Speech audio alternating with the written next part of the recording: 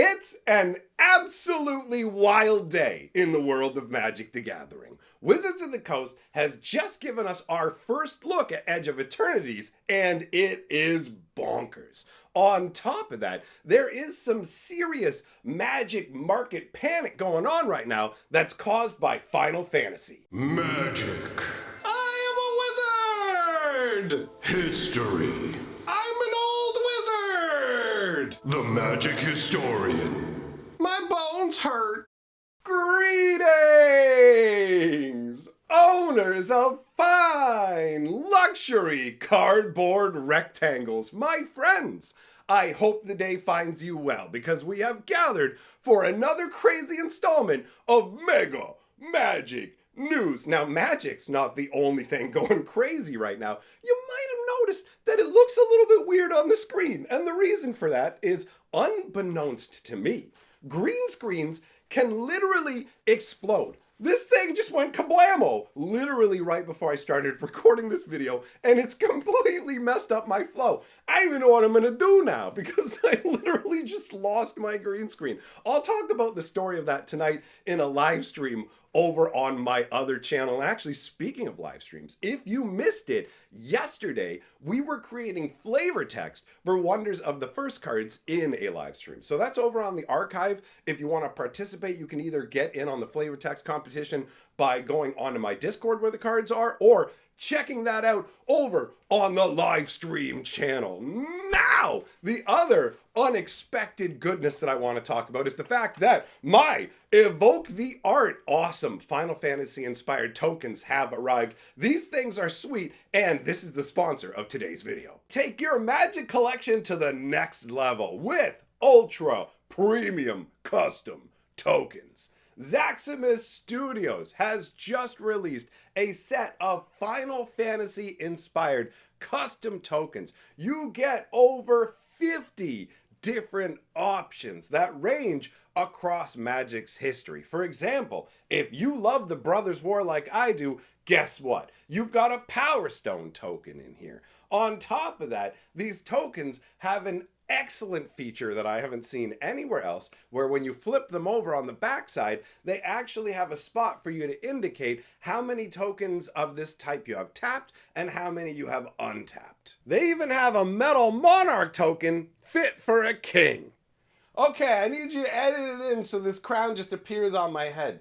What do you mean you can't do that? I'm gonna look like a fool. And as an added bonus, you get 10% off when you use the code MyBonesHurt using the link that I have pinned down in the comment section. Let's start out with Edge of Eternity. So Wizards of the Coast has given us this spoiler. Up on the screen, you are going to see the newest version of Tezzeret. This is Space Tezzeret, who idly relaxes on his space throne while making black holes spin around in his hand. He does have a pretty cool look to him, let's be real. So, what does he do? Well, whenever an artifact you control enters, put a loyalty counter on Tezzeret. And look at his casting cost as well. He is cheap, right? You can get him out for 3 mana. This thing is going to slot into a lot of decks. But anyways, whenever an artifact you control enters, put a loyalty counter on Tezzeret. 0, untap target artifact or creature. If it's an artifact creature, put a +1/+1 counter on it. So remember, this is something that can slot into any deck. Not every color has the ability to easily untap creatures. So this right here is already kind of bleeding out the color pie a bit, allowing other colors to get access to that ability more regularly, right? So on top of that, the fact that if it's an artifact creature, you can boost it up, not too shabby. That's 0 though. That doesn't increase his loyalty. So while, I mean, technically the only way to increase his loyalty is by putting out artifacts. If you have other cards that'll let you boost it as well, proliferate, you can, but notice he has no plus loyalty abilities. So he starts with that 4 loyalty. You can -3 off of it to search your library for an artifact card with mana value 1 or less, reveal it and put it into your hand and then shuffle. So a repeatable little Tinker Tutor effect right there, not too shabby. And then, or I should say like Trinket Mage style effect.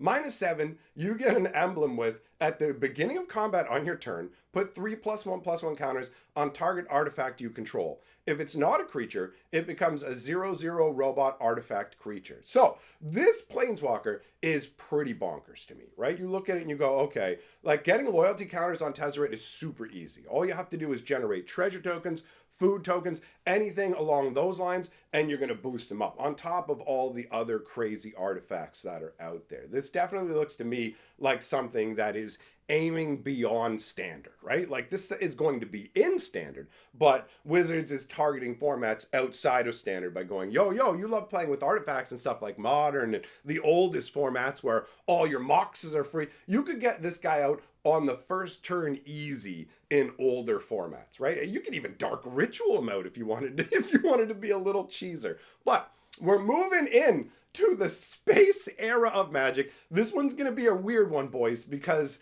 the story isn't really connected to the rest of Magic overall. So we've got Tezzeret here. I wouldn't be surprised to see Nicol Bolas showing up because we had the whole Nicol Bolas is free at the end of the Tarkir story, so they might have decided to shove him into the space set. He did have a lot to do with Tezzeret in the past, but that remains to be seen. Overall, this is a very strong card that at first glance you might look at it and go, what really is it going to do? But remember, people said that about Oko when Oko came along, right? So ultimately, this is something to keep an eye on. That's all we have in terms of Edge of Eternity spoilers. Wizards of the Coast hasn't shared any more in that regard, and we're light on the leaks, but that makes sense. We're still full on in Final Fantasy season, right? We're literally like a week in. It's been 1 week since the set's been out, and markets are going absolutely insane. You might recall in a previous video that I put out, I talked about how we might not be getting any more of this product until the last quarter of the year. So the last 3 months of the year. So that rumor came out from a particular game store, and then other people were saying they didn't believe it. Wizards of the Coast has come out and made a statement saying more Final Fantasy product is available, but the wording that they're using for it is a little bit strange to me. So it could actually just be them saying they have other Final Fantasy products that are coming along, right? Because there is a gap in the production schedule further down in the year, which kind of lines up with the Lord of the Rings scene box release that we had, and like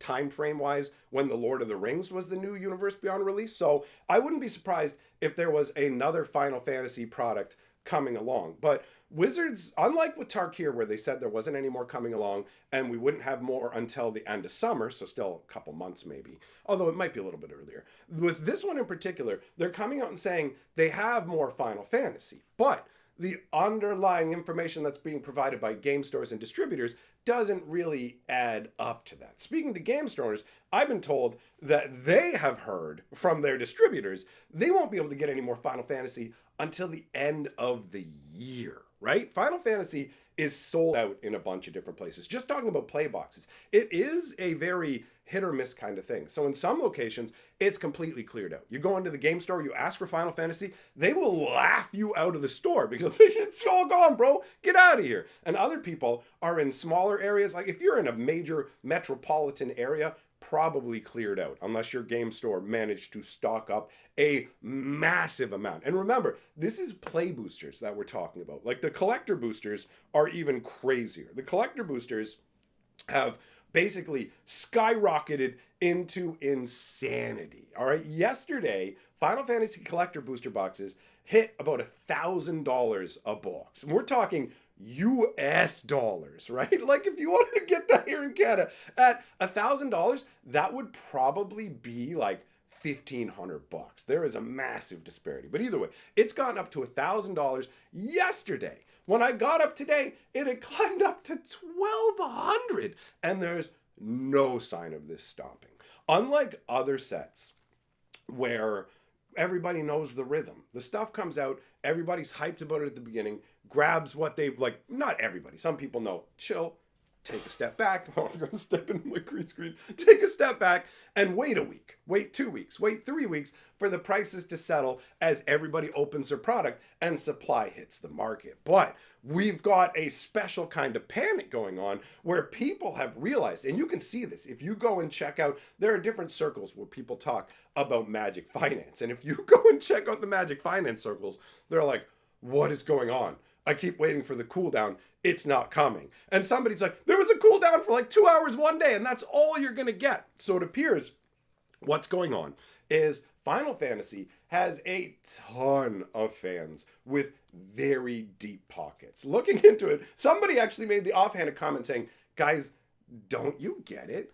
Final Fantasy made like a $15,000 statue of a character from, I think it was Final Fantasy 14 is what they're saying, but it might have been a different game. Either way, they made a Final Fantasy statue that was selling for $15,000, and it basically sold out in less than a day. So Final Fantasy players have a lot of money, but they don't know anything like, or Final Fantasy fans, they don't even have to be players, right? So they don't know about Magic. They don't know about the whole take a step back and you'll be able to get it cheaper. More is coming. They're just like, oh, I gotta grab it now. I want the collector stuff. I want these cards. I have never seen any Magic product to date where there are so many people coming in going, I know nothing about Magic and I want to collect this. Are these prices terrible? What product should I be buying? How can I get this? It's absolutely astounding. You have to give Wizards credit in terms of picking the right Universe Beyond product where this is the biggest frenzy that Magic's ever had. Lord of the Rings was definitely a big deal.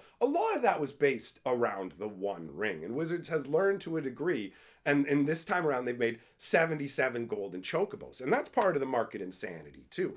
Apparently about 20 to 25% of the golden chocobos have actually been found out of booster packs. And we talked before about people trying to sell them for like $200,000 and not actually going through, but there have been successful sales ranging from $27,000 to $40,000 for these golden chocobos. And they basically, if only 20-25% of them are out there already, there is a significant chunk remaining to act as that sort of lottery. Let's keep going. Let's keep getting the collector boosters, right? And there's also the gift bundles that are coming out for Final Fantasy that will have these collector packs in them as well. So the Chocobo serialization is actually a lot more successful for Wizards than the One Ring was. The One Ring generated the most hype that Magic the Gathering had seen to date, and I don't think that Final Fantasy is going to get as much widespread awareness as the Lord of the Rings set did, because there are 77 of the chocobos, and they'll never go for like $1 million, right? You're not going to have a big news story where Post Malone buys a golden chocobo. Nobody's going to really care about that. That's not going to move the needle. So Wizards has maneuvered it to the point where now it's not as big and flashy overall to the world, but in terms of being enticing to individuals, chasing down golden chocobos, the ones that are probably going to be the biggest in terms of value are number 1, number 77, and then 7 out of 77, because then you get that 777 lucky, like gambly Setzer kind of like tie-in too, right?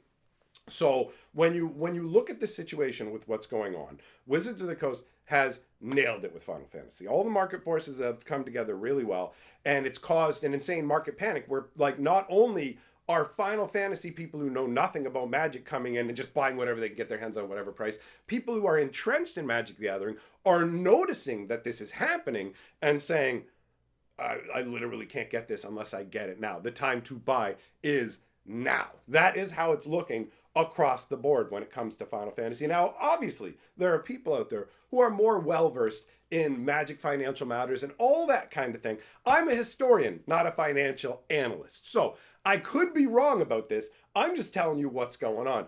Final Fantasy may eventually settle price-wise, but it's probably only going to be for the least desirable cards and only for regular non-foil versions. The Surge foils from collector boosters have been going bonkers. People held back when they saw Surge foils at $300. I'm like, man, I wish I bought it at $300 because now it's $700. Because insane, obtuse Final Fantasy collectors are coming in with insane money. If you see some of the people, the amount of collector boxes, there's one guy who all on his own claimed that he bought 8,000 boxes of collector boosters. Like, it's mind-numbing. And he literally had screenshots of all these finished sales and stuff being shipped. And it didn't come across to me like somebody who's manufacturing receipts for an internet brag. Like, Final Fantasy is the biggest monster that Magic has ever seen from a financial financial perspective. And this panic around it is going to lead to problems in the future because Wizards of the Coast is going to turn around and show this profit to their shareholders. Look at this banger action. And the shareholders are going to be like, more. And then they're going to turn around and go, Spider-Man. Oh, Spider-Man unfortunately didn't do quite as well. Oh, Avatar. Ooh, Avatar didn't even do as good as Spider-Man. Uh-oh. And then 2026 is going to roll around. And how does Wizards get the banger numbers of Final Fantasy? Are they going to go Final Fantasy 2? The redo? Like, we know we're going back to multiple different properties. But it took them 5 years to make this set, too, right? So Magic is in an absolutely wild space. I can't. Look at this. Look. Oh. Okay, well, I think we better wrap this up before the whole place collapses. I got to figure out what I'm going to do about my green screen lack. We might just be going white wall for a while. All right, so I'll be over on my live stream channel tonight. I'll tell you the story about this. Like I mentioned, the flavor text stuff for Wonders is also going on over there, so check out that live stream. You can participate if you leave comments either on that live stream or in my Discord. I will include them to the stuff because I'm taking all these flavor texts and we're going to cull them down and submit those to the company. So if they want to put them on the cards, they can. So that's a fun little thing you can get involved with if you ever wanted to put flavor text on cards. All right, so a big thank you to Zaximus Studios for sponsoring this video. Again, the tokens that they are offering are fantastic. Check them out. Thanks for coming by, my friends. A big thank you to all of my patrons. You guys rule. And I will see you all, my friends, in the next video if I can figure out a green screen thing. Anyways, bye for now.